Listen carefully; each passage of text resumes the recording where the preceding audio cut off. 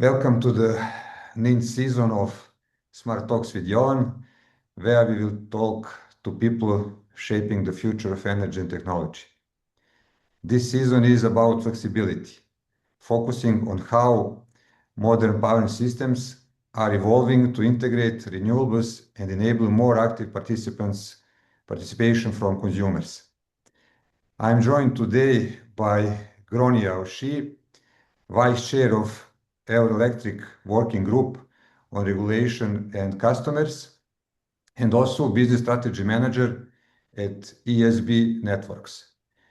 With over 30 years of experience in the electricity sector, Gráinne has held a wide range of roles in network supply and power generation within a vertically integrated utility environment.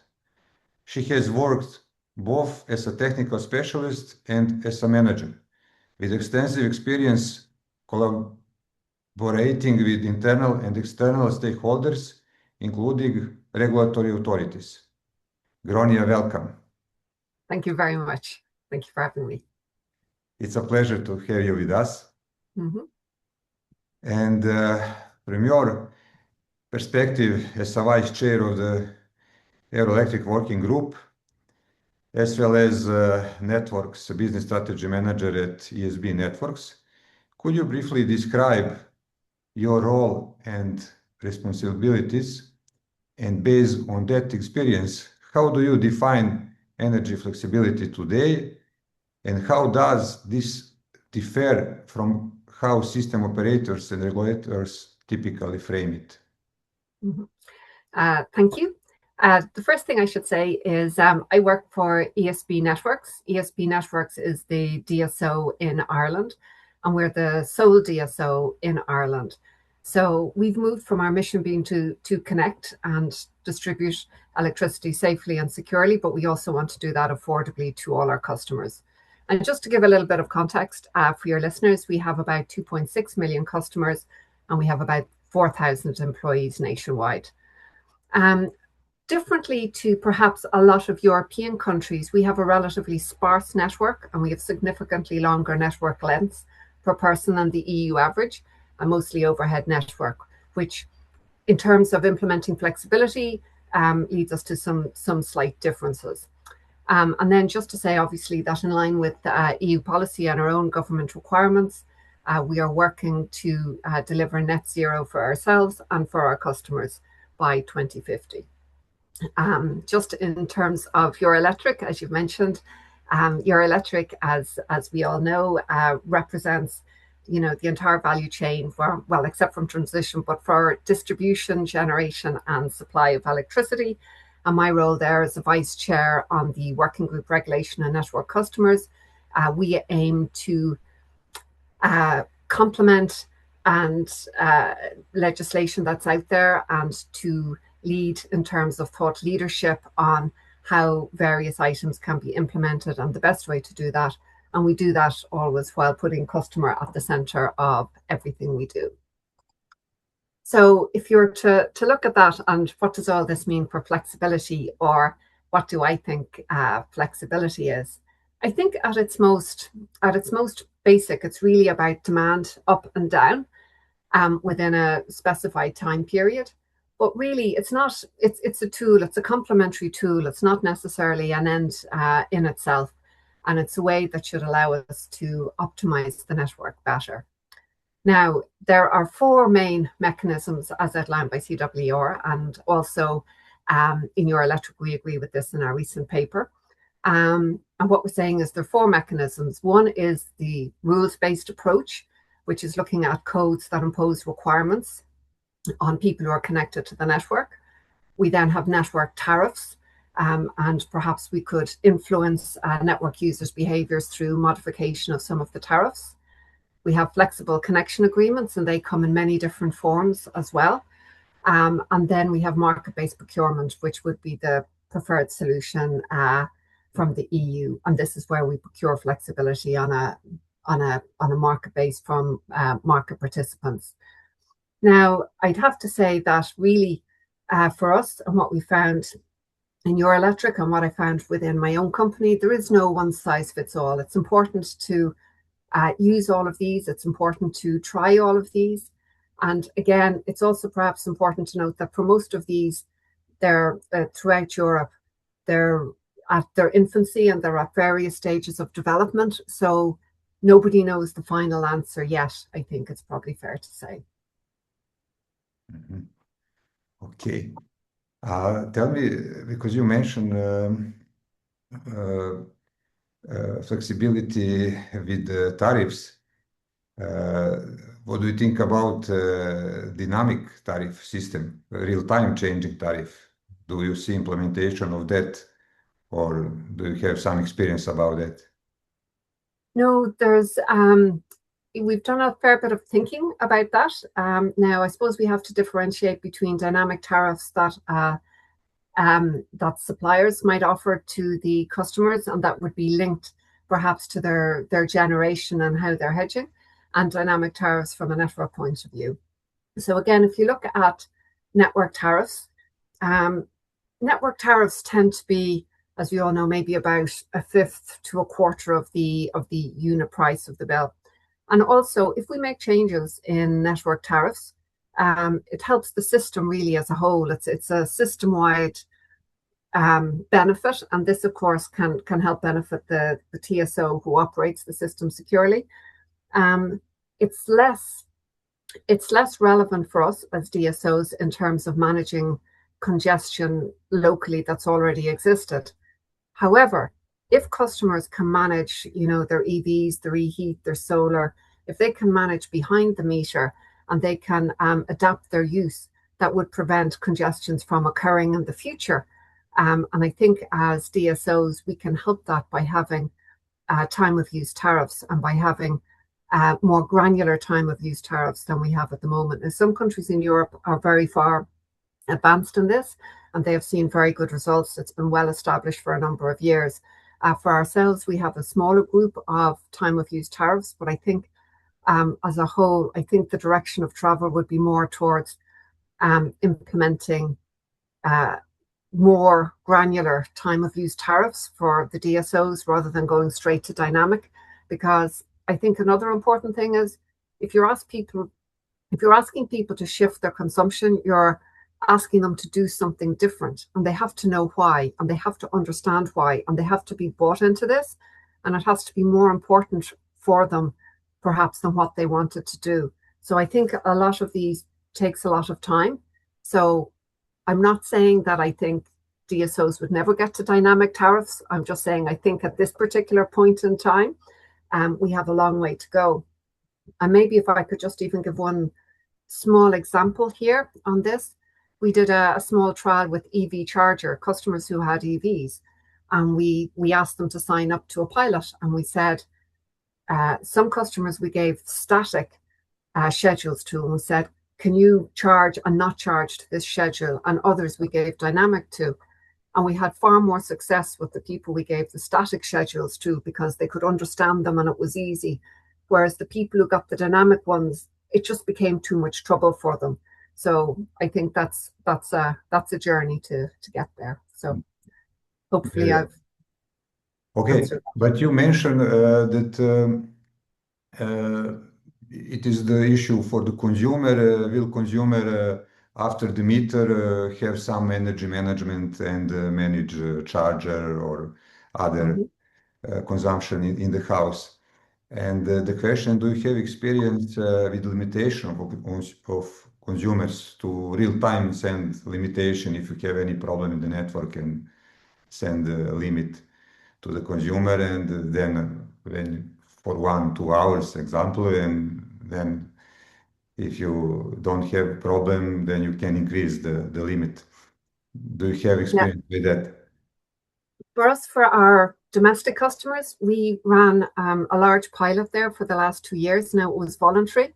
And basically what it was education. So we had, is this a good time, where we went out with an advertising campaign to raise people's awareness throughout the country.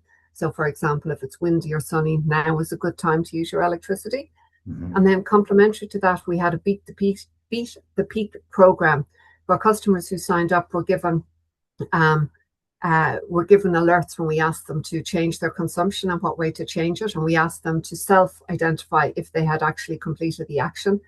And we tested this with a number of rewards, from no rewards to very small rewards, to see how customers' behavior would go. And for us, this was hugely important from a learning point of view, where we could understand our customers better.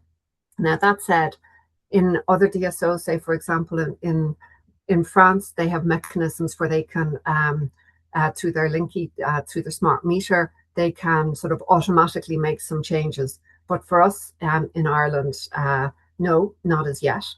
The other aspect of it, I think, for customers, domestic customers, is aggregation. And there isn't a huge market at the moment. There are not many aggregators, but I think aggregators could be the mechanism to unlock a lot of that, domestic flexibility as well. Okay. Okay, flexibility is often presented as an alternative to traditional grid reinforcement. In which cases does this approach truly work in practice, and where does it remain more theoretical than economically viable? Okay. Now, I think if you look at, I suppose the best way, we're still all learning about flexibility. And will it be a long-term solution completely ever? I suppose we don't know, but we do know that it can be a really good way of deferring expenditure. So for example, and I think these would be very good use cases for it, if, say, for example, the load is uncertain, the load growth is uncertain, purchasing flexibility could be a least regret option in this case. If we potentially have permitting problems or supply chain problems or just difficulty getting into very built up locations to reinforce the network, then again, flexibility could be very useful. And I think flexibility, I suppose the use case for it really is if we can define it and if we can show that we only need it for a relatively small amount of time. So if it's for example, winter peaks or something like this, or a small amount of time that it's very clearly defined, then I think we have a number of success cases and pilots that are using that all over Europe. So, for example, one of the products we're looking at here at the moment, and that we've just successfully completed a tender for, is a demand flexibility product. So for that, because as I've said, we have a very dispersed network, we looked at that at flexibility within the local substations as opposed to out on the lines, which other more dense countries have been able to offer contracts on. So we're looking at eventually contracting up to someplace like about 8% maybe of the total peak. But obviously it wouldn't coincide there. And what the demand flexibility product is we're looking for customers to come to us, or flexibility service providers, with either say it's technology neutral, but say maybe a battery or new technology. So either they can reduce the demand either by reducing their load or by some other method. We're looking for reasonably big chunks of load here, from maybe 5 megawatts up to 20 megawatts. We're looking for it timed over a certain period. And I suppose there's two things that make this kind of interesting from our product interesting maybe to your listeners. And that is, we have a floor and share mechanism. So we will pay the provider and we will give them a long-term contract because the market is not mature. So we have to try and develop the market. We'll give them a long-term contract. But we will also expect them to provide services to the TSO. And the funding that it gets from the TSO for provisions of those services, we will expect it to share 50% with us. So from a DSO customer point of view, that should reduce the cost. And again, I'd say that's probably quite a novel way of doing it, because I haven't heard a similar method in Europe. But we think this will be a good way to generate the market and to give confidence to flexibility service providers to enter the market and to participate. So I think this is probably a good example there of peak shaving that will work. I think another area that will work, flexibility will work very well, is it's often said that if we have a network, we can connect customers quicker, but that's only if we have capacity on the network. If we don't have capacity on the network, then flexibility can be a good way to connect customers quicker. So I think there's probably three different ways of doing this. One is time connections, of which we have already, which is if we're in a congested area, but for example, there is capacity at night and the customer can switch their consumption to that nighttime. They have a management system. We have to have a mechanism so that we can actually effectively disconnect them if they exceed their limits. And I think that time connection will enable that customer to be connected. Although that customer has to do, certain works to be connected, will enable them to be connected to the network quicker than they would be otherwise. The flexible connection agreements, again, are also well trialed all over Europe, and we're doing the same ourselves, which would be basically giving customers, telling them you have this envelope that you can work within. But if you are prepared to make certain decreases within a very short, or change your pattern within a very short space of time, like 15 minutes, then we can allow you more access to the network. If you can't give us that within that space of time, then obviously we would have to be a lot more conservative as well. So that's something that has to be worked out between the DSO and between the customer. And then maybe the third method of connections, which we are trialing on a pilot basis in Ireland, is that we have, in certain areas, we are very short of capacity. And so, for example, we are in a pilot with a developer who wants to build a housing estate, but the network is not strong enough for this housing estate within the time frame that the developer needs to connect it. So therefore, the developer is looking at a battery. So in some ways, it's behind the meter almost, in that the developer will put in the battery and effectively do peak shaving, ideally until such a time that the network can be reinforced. However, there's another nuance to this, because it's a pilot in phase one, which is depending on how this goes and if this becomes a good solution for quick connections, that developer, phase two could be to allow them to participate in the TSO's ancillary services market. So I think in certain specific instances like this, I think flexibility is a really, really valuable tool that we can use. I think the areas where it becomes more theoretical are if you need huge amounts of flexibility, and what you end up doing is there's too many hours, and effectively you'll end up paying as much for the flexibility as you would to reinforce the network without the network benefits. I think that would be an issue. Or again, perhaps in safety critical areas where if there's a failure, it wouldn't be enough to penalize the provider, but that would have real consequences for the network. I think, again, that's another area where we'd have to be very cautious about allowing flexibility. Yeah. Okay, thank you for these interesting examples. It is always better when we hear examples and pilot polygons from the field. Okay, so what do you think? What are the main technical and market bottlenecks that currently prevent a large-scale deployment of flexibility services at the distribution level, especially in networks with a high share of renewables? Yeah, and obviously, as of course you well know, that if you have a high share of renewables, the network becomes um, a little bit less predictable. We have reverse power flows, we have more swings, we potentially have voltage issues. So it becomes a little bit more difficult to have flexibility. But I'd say there's probably a number of barriers at the moment, and I'm probably going to say a lot of barriers, but that doesn't mean that they're not being worked on. And while there might be barriers at the moment, I think I'd nearly prefer to look on them as these are issues that we have to tackle, and we have to work through, and we have to come to solutions, as opposed to this is something that should stop flexibility. So one of the things is building the market. So, participants have to see a pathway. Why would they invest if they don't see a pathway?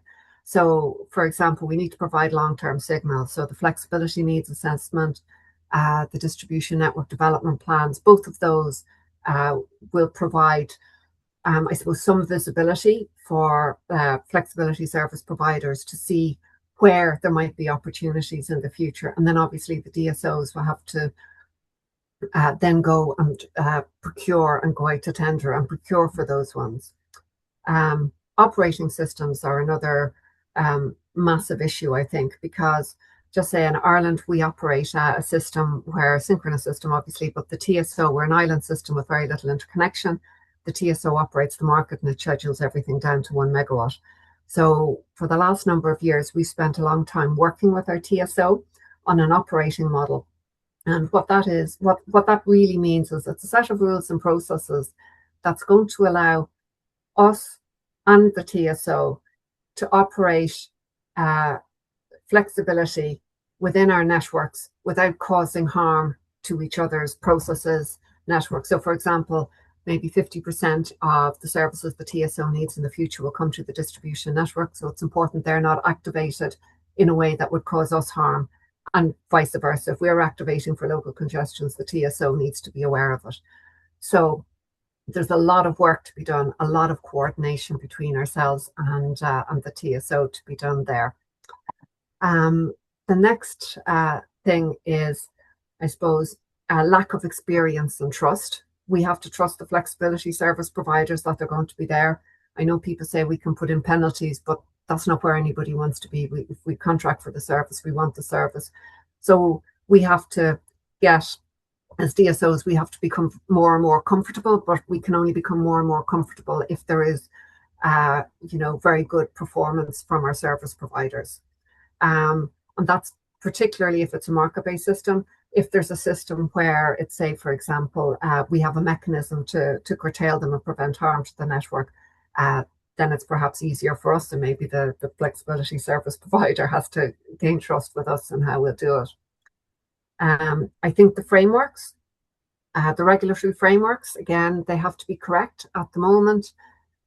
It's not so important perhaps because all throughout Europe we're working on various pilots and it's relatively small, but as we scale up and as this becomes more, it's more important for the whole CapEx, TOTEX, OpEx, costs of running flexibility competitions, for all of that and the correct incentives to be put in place.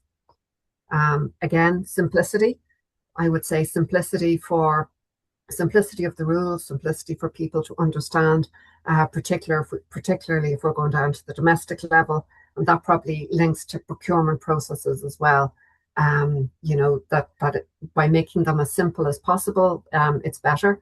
And I think there's also a proportionality there, for example. So, for example, we were trying to run a competition for a summer flexibility product to help us in the outage season. However, it was a very short duration project, but yet it had all the procurement processes associated with it. So I think a lot of service providers felt this is an awful lot of work for something that's a very short duration. So I think that has to be taken into account. And again, I mentioned earlier that not having that many aggregators in the market can be a challenge. And I think the more aggregators coming into the market, and maybe we have to help and encourage that. And that would help the smaller customers to participate in the flexibility markets and to make a difference. And then I suppose the final thing then is just how do you value flexibility and to make the case for flexibility, the financial case for flexibility, by compared to a wired solutions. And I think that needs to be a bit nuanced because certainly at the start, I don't think it will develop the market if we have a pure CBA. I think we'll need to pay. I think flexibility will need to cost a little bit more at the start to develop the market. And then as the market becomes more liquid, then I think it will be easier to do CBAs between that and a wired solution. Yeah. Okay. I'm sorry for the long list. No, but it is interesting. You mentioned a lot of issues, and all these issues are okay.